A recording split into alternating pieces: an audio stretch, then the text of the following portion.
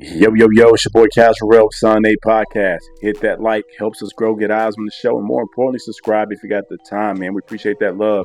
For this, man, we just got off the flight. We was hoping to still see the Keyshawn Davis, De Los Santos fight this weekend, and hopefully it still goes down. We're actually out this way for something totally different, but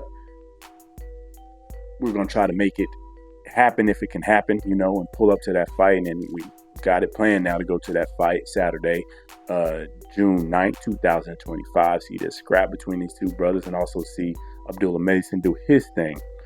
But then obviously, as everybody knows, man, 4 pounds over, bro. 4 pounds over. The likes of Keyshawn Davis showing up to the weigh-in. Unprepared, unprofessional. And, salute to him because he at least admitted, he said, hey, he's done with 135. He can't make the damn weight. But why I say unprofessional is the fact that, brother, you knew you weren't going to make this weight a long time ago. Probably when you signed, still delivered this fight. He said he tried, but come on, man. 4 pounds, you knew a few weeks ago, and I understand if you want to keep the fight going, but professionally, you could have let De Los Santos know that, hey, let's just move up to 139, 140. Or, do a catch weight of some type, or let him at least decide if he still want to fight you at this weight, which is still his decision now after finding out, but you put him on the spot. You could have given him a heads up if, hey, at least let him know what he's coming into, if he wants to get for the championship belt and still make the 135 limit. That's his option, his prerogative, and you gave every option to your opponent. But instead, you show up day of weigh-in, you knew you weren't making this. You knew weeks ago you weren't making it. You knew weeks ago you were too big, and it's unprofessional.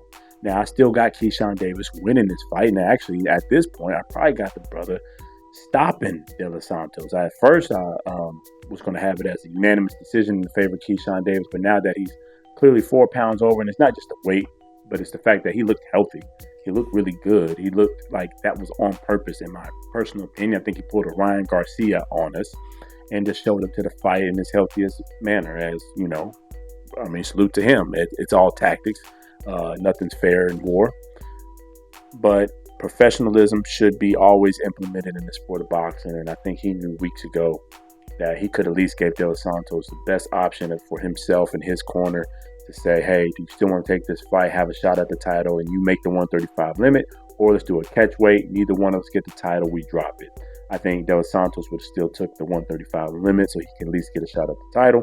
But it's an unfair advantage. You never gave him no options. You never gave him that tool set. You made him believe that you were going to walk in at 135, even up to today. And it is what it is. Now, with that said, keys to victory and the outcome of this fight, the quick breakdown, Keyshawn should outbox him, walk him down, and with that weight advantage now clearly and the energy advantage, because De Santos, he looked okay himself. I think he looked all right for the 135, but you can see he drained himself a little bit to get to the 135. He actually did the work to get to 135, and Keyshawn looked good. He looked healthy, so I think he's going to be the clear stronger fighter with the advantage, and I expect Keyshawn to knock him out late. And also, let's get back to this, the inactivity from De Los Santos. It's been 2 years. 2 years of ring rust. Keyshawn's been moving and putting in work.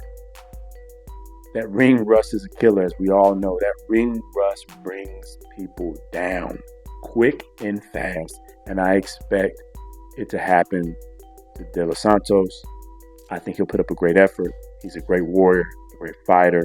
Hella power. He does have a puncher's chance in this fight. Yes, can he win this fight? Yes, but it's a puncher's chance, and I give him about a 15-20% chance to win this fight.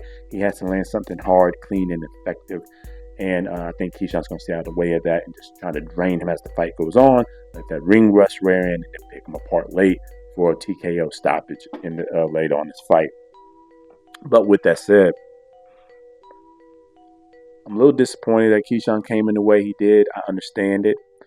I believe it's a tactic. I do believe he did at least attempt a couple weeks ago to try to get down on track and on pace for this. But these fighters know weeks out they're not going to make this weight healthy anyways. He could have drained himself and did the whole trash bag and sauna suck down and get there. But he knew when they asked him at the weigh-in,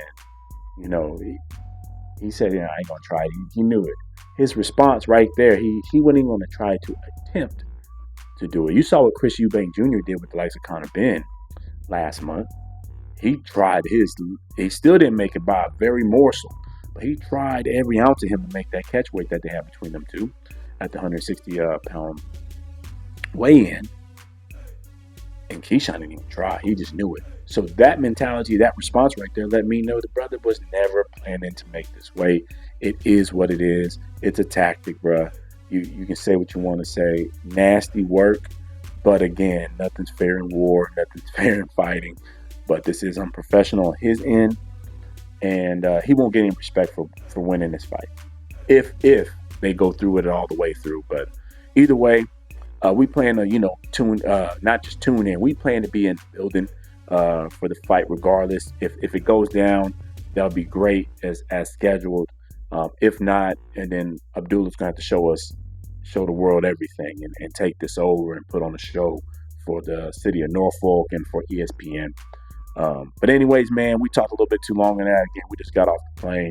We tuned in. We're going to be locked in. It's your boy, Couch Brother Son 8 Podcast. Man, hit that like button. We appreciate that love. And more importantly, subscribe if you got that time. Until the next time, peace.